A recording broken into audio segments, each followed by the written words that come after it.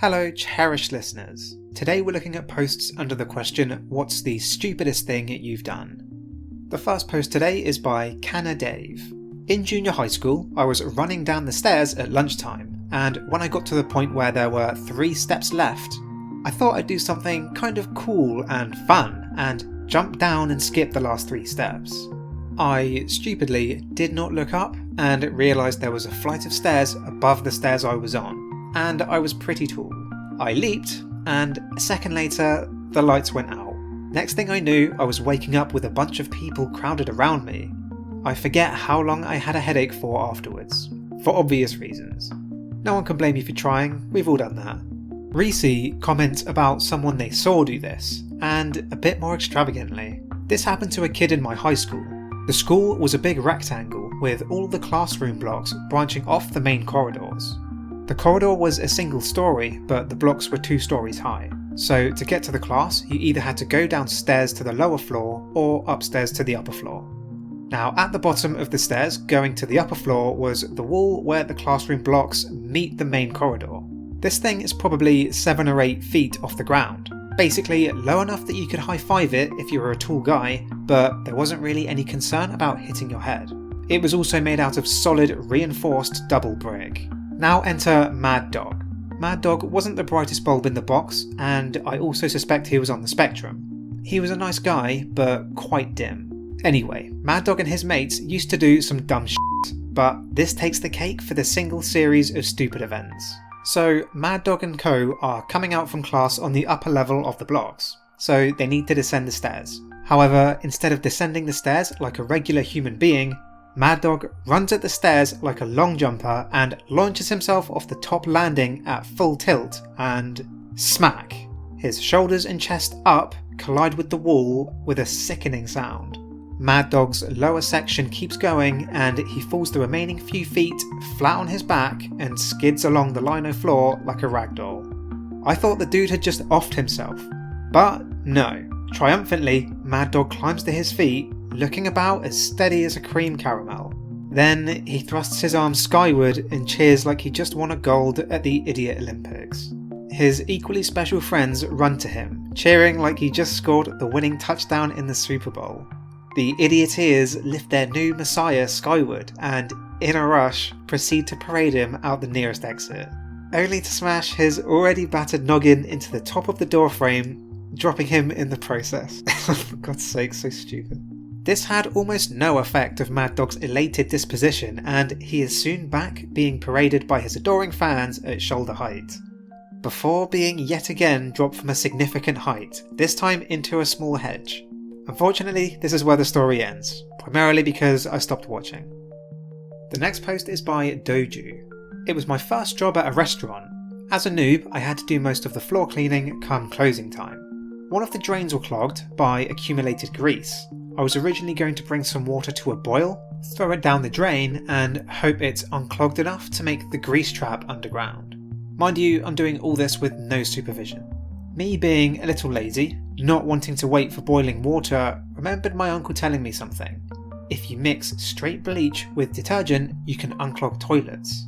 Me not knowing any better, thought I'd use this genius idea to unclog the drain, without knowing if it was true or not. I go to the supply room where they keep all the cleaning products, I get a gallon of bleach, but I can't find any detergent.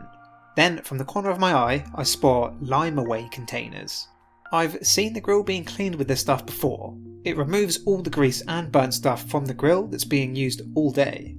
I think to myself, this has to be stronger than detergent, so it would probably work faster.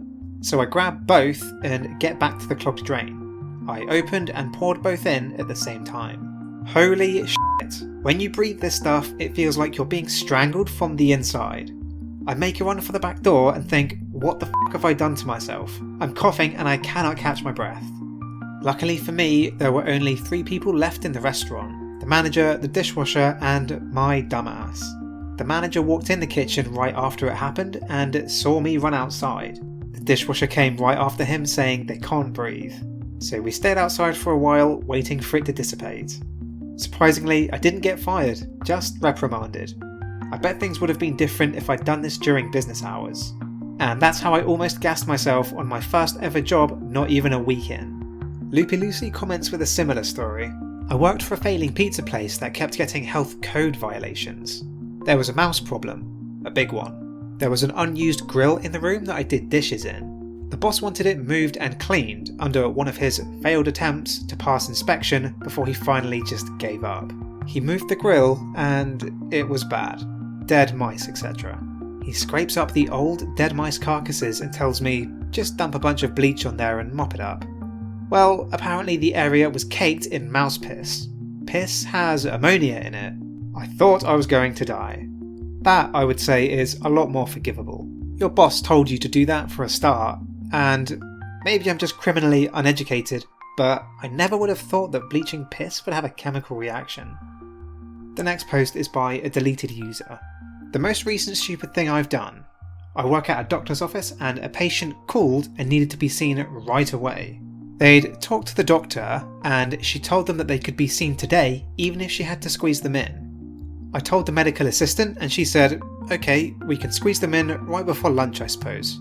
Anyway, lunch rolls around and the doctor says, okay, I'm off to the hospital to perform a few procedures. The medical assistant says to hang on, that she has another patient. I do? Why? You told us to schedule them, to squeeze them in because they had to be seen today. I said no such thing. Lily, you said you told her to schedule them. They both look at me. Well, I didn't actually ask the doctor. The patient just said that they'd talk to you. Both the doctor and the medical assistant started cracking up. Apparently, I'd been had. I will never again believe another goddamn thing anyone tells me.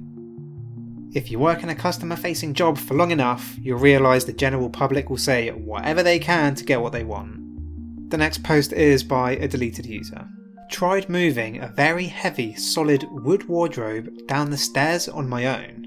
I knew it was a bit risky, but what's the worst that can happen? Literal death. Serious injury or maybe even death. What do you mean, what's the worst that can happen? Okay, sorry.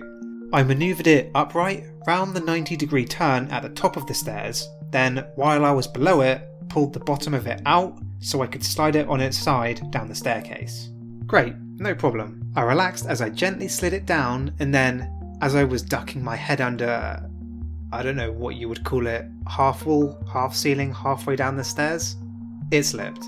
It pinned me by the neck into the wall ceiling thing, and the top end dropped down a step so I couldn't move it back again. I tried to stay calm, but it kept slipping further and I felt like my neck would snap any second. Legs wobbling like jelly from the adrenaline, I tried smashing the wardrobe apart, but it was having none of it. I turned my bleeding hands to try to break the plasterboard my neck and shoulders were against. I succeeded, but only to make a hole that jammed me in place even more. At this point I started panicking, so angry with myself that I might actually die from such stupidity. What's the worst that can happen? Literal death. Literal death. Literal death. My legs were shaking like fuck from being on tiptoes, and I realised there was no way I could hold it for the 8 hours until my wife came home. So I started yelling, and thank fuck my elderly neighbour was in, heard me, had a key, and there was a tradesman with them who was strong enough to get the f***ing thing unstuck. I learned a lot that day about thinking things through and not just going, fuck it, it'll be fine. Honestly, that sounded terrifying. Getting stuck in a way that the only breaking point is your neck. Yeah, if anyone is thinking about moving furniture up or downstairs, please wait for at least one other person. I love how prepared your neighbour was for this to happen though. Just realising that this is quite an old thread, so a lot of the users have been deleted. The next post is by, surprise surprise, a deleted user. Gave a midnight ride to a random guy at a gas station in exchange for some weed. Got to his house and he claimed that it was at his friend's place. On the way to his friend's house, he asked if I wanted to smoke some meth. I politely said no. He asked if I cared if he smoked some, and I said, yeah man, knock yourself out. When we got to the friend's house, he asked if I could give his friend a ride to the town bar. So now it's me and two Patrice O'Neill-sized fellas driving around town in my Ford Ranger. Them high on at least meth, and me sober, just really dumb. When we got down there, guy number one asked if he could borrow my CDs. roughly 100 to take to the bar, because the bar owner would pay him to burn copies for the jukebox. Hell no, you can't take my CDs into this dank CD bar, is what I should have said. But I was like, yeah man, sounds reasonable. After waiting for about 15 minutes, something clicked in my brain that either he took my CDs and was long gone, or if I went looking for them, I'd probably get murder robbed. So I went home weedless. That was 15-ish years ago, and I'm not sure how I've made it this far. It is nice that you're so trusting. Nice for other people at least. But when you pick up a guy from a gas station who offers you meth, maybe don't trust him implicitly with your 100 CD collection. The last post, by a deleted user, is a bit darker than the rest, but I think something worth sharing. I have been a lifetime smoker, started at 14 years old. When I was 50, I had major surgery and ended up on a ventilator for a week for post-op complications. Spent 2 additional weeks in the hospital. Went home a non-smoker. Had gone through all the worst of the withdrawal symptoms while I was intubated. I was fine for about 6 months, and I had a couple of stressful things happen with one of my kids, and then, oh, one won't hurt me, happened. Now, 10 years later, I've already had 1 heart attack, very severe COPD, and emphysema. I can't walk up a flight of stairs and am pretty much confined to my home. If I had not had that 1 cigarette, I would not have the problems I have now. Granted, I still had injured my lungs, but they would have had the chance to heal. Not now. Now it's too late. Doc agrees with me that even if I quit now, my lungs would not heal enough to make a difference. Now I have about a year to live. And I'm still smoking. That was the stupidest thing I have ever done. There are a lot of posts on this thread about starting smoking being the stupidest thing they've ever done, and I have to agree. It seems so harmless, yet it's irreversible. There's really nothing like it, and once the glass is shattered, it creates a need for itself inside your brain, which will always be there. Thank you very much for listening, and I hope you enjoyed today's episode. I can tell already that you wouldn't make any of the mistakes that we've mentioned today because you've made it this far. Now, if you want to keep making smart decisions, you should like and subscribe. And if there's anything in this episode that caught your attention, please leave a comment.